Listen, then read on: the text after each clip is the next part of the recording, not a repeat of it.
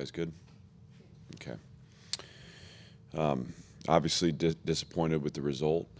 A credit to Coach Sarkisian and the Texas team. They were a better team tonight and found a way to win. They separated early. I thought we battled back, showed a little fight in the second half. Just was too late by the time we synced up and made a run for it. I've got a disappointed team.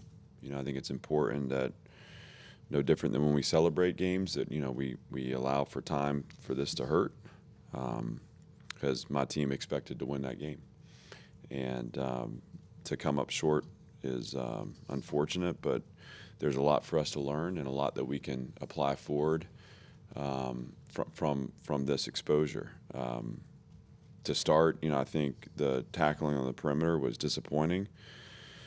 I thought we did a good job of creating vertical leverage in the secondary, but didn't create the vices underneath that we needed to down the ball, and just seemed like we were just off body on the checkdowns, meaning weren't able to get body-on-body contact. And so they got good players that when we weren't in the right position, they made us pay for it, and we absorbed a ton of passing yards with underneath throws that were able to get vertical. Felt defensively, obviously we created some turnovers that were helpful in our cause. I thought there was some disruption created, and I felt like in the second half we finally settled into our identity and played what I consider to be Vanderbilt football. It just took too long. So offensively, anytime we're not able to get a run game established, it's going to hurt our team. We weren't able to do that tonight. Credit to their defense. And then turning the ball over hurt us too. So we can't create extra possessions for the opponent. We were very clear on what our strategy is and what our formula to win is. We fell short of that tonight, and this is how it feels when you fall short. And the challenge is to understand that we learn from this outcome and we move forward, because we got 4 games left, and the next one's a great road challenge that we need to be ready for. And this team will be.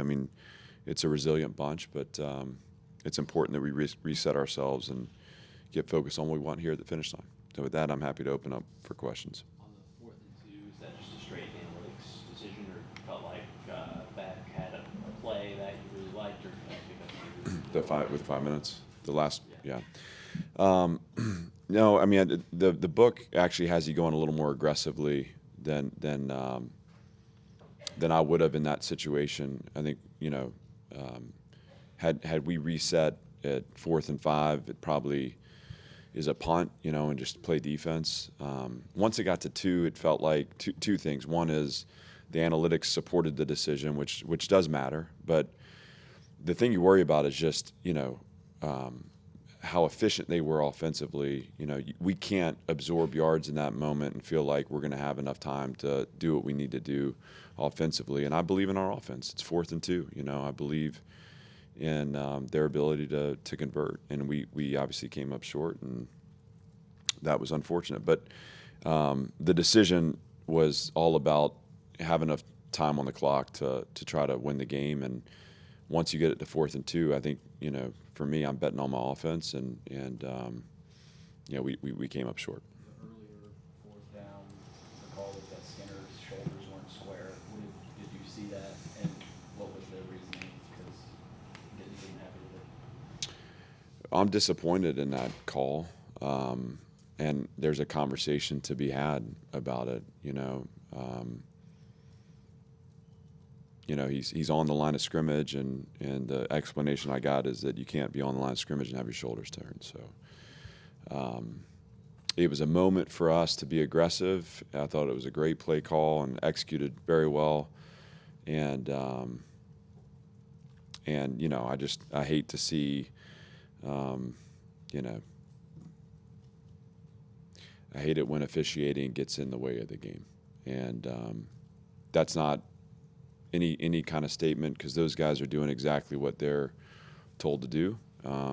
But I'm anxious to have the conversation about what the point of emphasis was there, and also just to make sure that we know there's plenty of opportunities for us to know what they're seeing and what they're emphasizing for the officials to see. I mean, that play is not affected by Quincy Skinner's shoulders.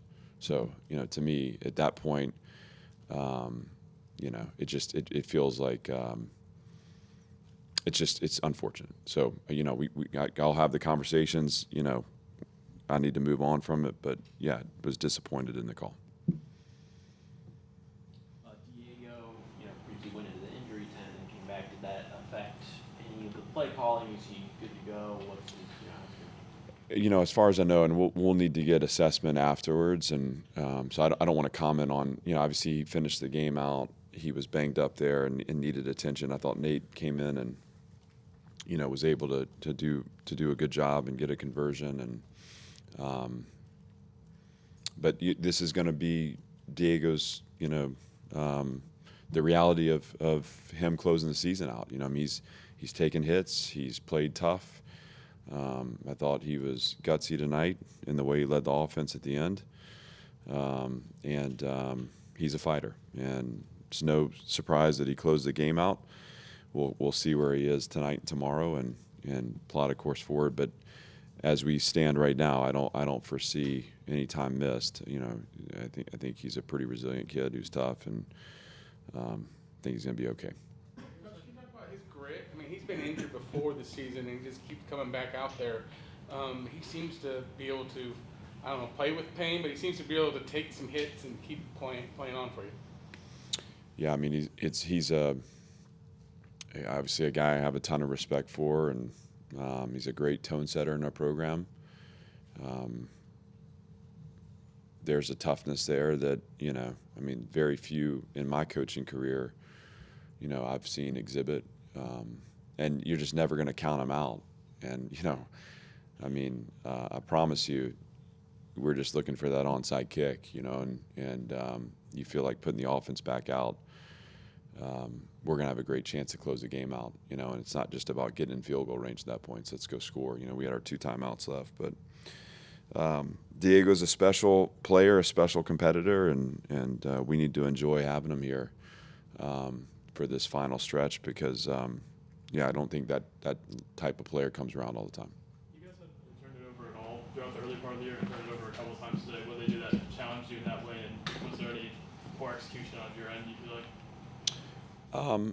Well, I'm gonna start by saying let's credit their defense for being opportunistic, and I thought they closed space really well. I thought they were physical at the finishes. That's always going to challenge your ball security.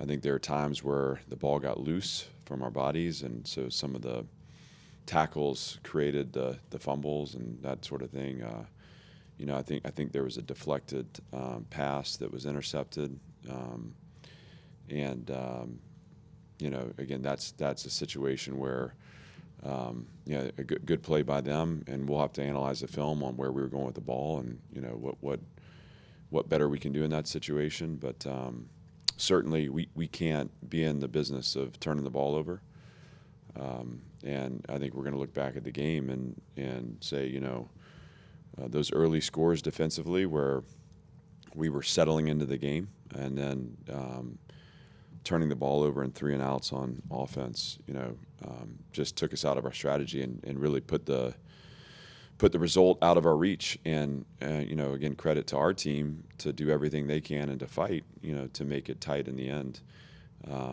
But we can't be in the market to turn the ball over like that. You've played every opponent close, and you've been in every game. What does that say about the identity of your team? Well, I don't know that it says anything about the identity of our team. I think we have a good team that has to play a certain way to win, and we're interested in winning. And so we're not interested in coming up just short, just like, no one result defines the year.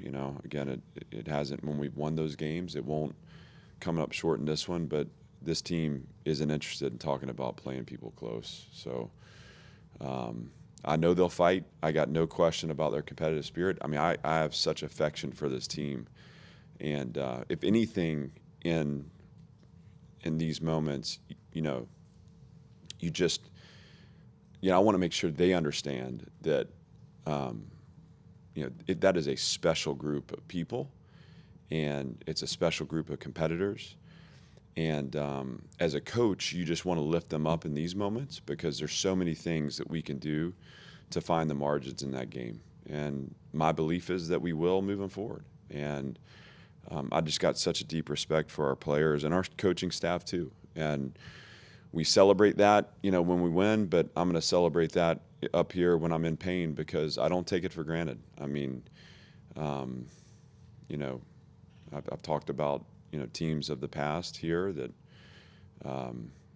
never quite synced up with a competitive identity that I felt like reflected, my mentality. Well, this one does. That said, we're never going to be interested in playing in close games. We want to win games, and there's more we can do to find a way to win that one. Your offense has had so much success finding spaces, mismatches, things that teams didn't expect. What did they take away from you today, either with scheme or just their speed and athleticism that maybe wasn't available against the other teams you played? From my vantage point, and again, this is, we'll see the film, and I'll probably have a better answer for you on Tuesday. But there was length and speed. They closed spaces really well. Some of the option design. There's a play early to Eli that I felt like we had leverage on, and we pitched the ball out to them, and they closed the space down. I think on the Q runs, I mean, it felt like we were, at times inches away from getting a ripper, and it's just them falling off a block, and so what could have been a 12-yard gain becomes a 5-yard gain. It's just, and so what it forces you then into is you're snapping the ball over and over again, and when you do that against a disruptive defense, they're going to find ways to get you off schedule, and that's what they did. But that's a well-coached team, and that's a good team. That's a talented team, and so they're going to make it hard. We need to look at the film and figure out what was their formula for us, and how did it limit our ability to find the space, as you say, and find the leverage, and then apply that learning forward, because we won't. There's not a team on our schedule that remains that's not going to challenge us that way. So it's life in the SEC, and that's what we sign up for. But I would credit them for the way they played, credit their coaches, and then we'll look at it and say, hey, where can we be better on our end to find those inches that we need to be better. 5 targets for Stowers. How much of that is, I don't know if they were keying in on him or something, or other factors. What did you think was going on there? Well, we weren't able to possess the ball quite like we wanted to. And so I always talk about, like, especially in the passing game,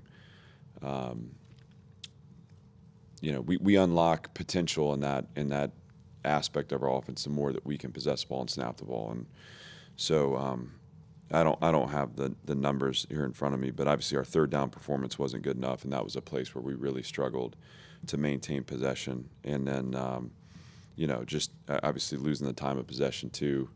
And then a number of 3 and outs, or at least a couple where we weren't able to generate possession to get him going. And when he's in the play, I mean, he's going to be a part of the progression, and obviously a guy that Diego loves to target. Defenses can do things to eliminate him or to take him away, but he's a guy that will continue to feature in our offense, and weren't able to get him going tonight. 4 games left in the regular season. Clark, 4 more opportunities. You talked about cherishing the moments and the time with this specific team. What's your approach with these guys as you enter just the final quarter of the season? Well, I mean, we're on the climb, so we'll we'll enjoy the time together, and what we're doing is fighting for more. That doesn't change just because this game. We've got to get back to work tomorrow. I got to find the formula for pushing into the prep that we need and the physical exertion needed to get them in the best possible place. and balance that with the awareness and understanding that it is the final quarter of the season. These guys have played a tough physical schedule, and they've played a tough physical brand of football, and I honor that. But it's not hard for me to celebrate my time with them and to enjoy them. And again, I'm heartbroken about not about coming up short. And I think I've said this before, but any time there's an issue, it's like the accountability starts with me. And if there's a problem, it's ever expanding concentric circles around my desk. And so I think about tonight, and I think about the things I could have done better, or maybe would do differently, and that's the first step of the learning. Tomorrow I get to share with them kind of the narrative that I see that formed around the game and what we can learn from it, and then we get to spend the time together and correcting it and putting a great plan against Auburn. So I'm disappointed, but I'm excited to see the guys again tomorrow and to keep at it. Anything else? Thank you. Thanks.